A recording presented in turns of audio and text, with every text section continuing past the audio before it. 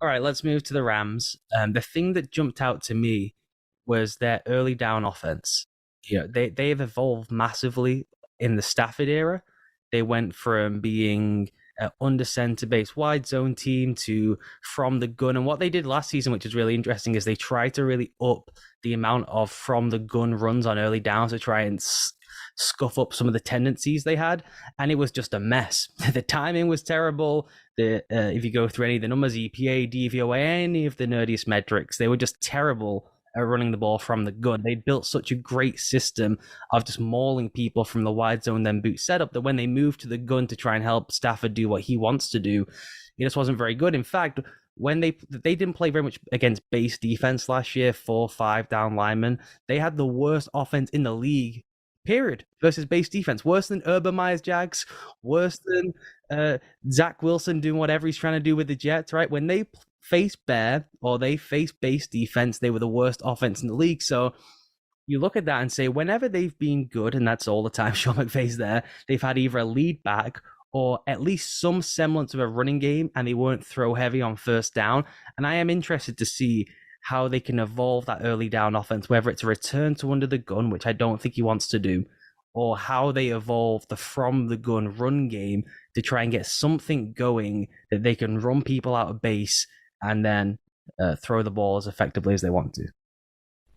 I think we kind of saw some of that in the Super Bowl. I think there was a drive where it's like just this lengthy drive and he just persisted to run the ball. And I think at some point it got to like a rush success rate of 0.00%. And the rush EPA was just plummeting and just persisted to run it, even though the tight ends were injured. I think Kendall Blanton got an injury and was out. And I think Gerald Everett maybe Tyler Higbee, suffered an injury. And he just persisted to run the ball. And these tight splits weren't working. The condensed formations just wasn't working for him. And then as soon that I think the Bengals defense afterwards said, "Look, you gave us a chance to throw all these kind of different shifts, all these different blitz looks at you, and Stafford just couldn't deal with it." And then suddenly the Rams string together 15 plays where they go back to doing what they did best at the start of the season, and it was almost relying on Stafford being that early season Stafford to kind of get him out of that hole. And I think it was such a season of two halves. I mean, I think it was around November it started to really fall off a cliff for the Rams a bit and became a bit too predictable. And I remember Sean McVay used to speak about this kind of illusion of complexity with Jared Goff, which is basically code word for throwing in all this motion to help my quarterback who can't do too much. I think probably what they were missing in the end was marrying that to what they did try and do with Stafford with kind of that gun approach and just it was kind of they needed to marry that a bit more. Hopefully we'll see that blend heading into the season.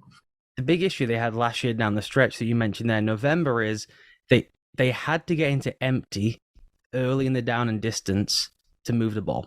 And I don't know, based on what we're hearing about Stafford's arm, tendonitis, UCL tear, whatever it is, how much you want to say from day one of the season, we're going super spread, empty, our quarterback is our point guard, and we're dipping and bouncing the ball around the field. I don't know if you read the Seth Wickersham profile of Sean McVay, which everyone should go read. It's up on ESPN.com now.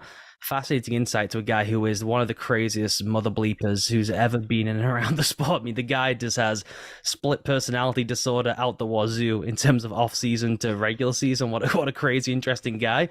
He mentioned in there that they had a plan to diversify the run game, but that the injuries to the wide receivers just kind of compounded everything. They basically wanted to be a super up-tempo offense, so they're from the gun stuff, though it was really bland, they could at least get to it really quick. They could have motion going different which ways, and they could throw the defense off, and they thought simplicity could be successful because they were going so fast. And the fact they lost Robert Woods, who was the motion guy, who was basically a sixth lineman on the line of scrimmage as a receiver, meant they couldn't go hurry up because they didn't have the communication built in from the pre-stall to be able to do that as often once Odell Beckham was there, which all makes sense, right? Then the whole thing falls apart and your design's a bust and you have to figure out a new plan. So I don't know if a full season of a full training camp with the guys in the building means that they're going to move to that, where it's like we run the same stuff, but if we go quicker, it'll be more effective. Whether they just think Cam Akers will have more juice coming into the year with some more recovery time, whether they will try and diversify the running game more, I have no idea. What I do think is that level of early down emptiness that they ran with through the postseason and late in the year, I don't think that's sustainable over an entire season.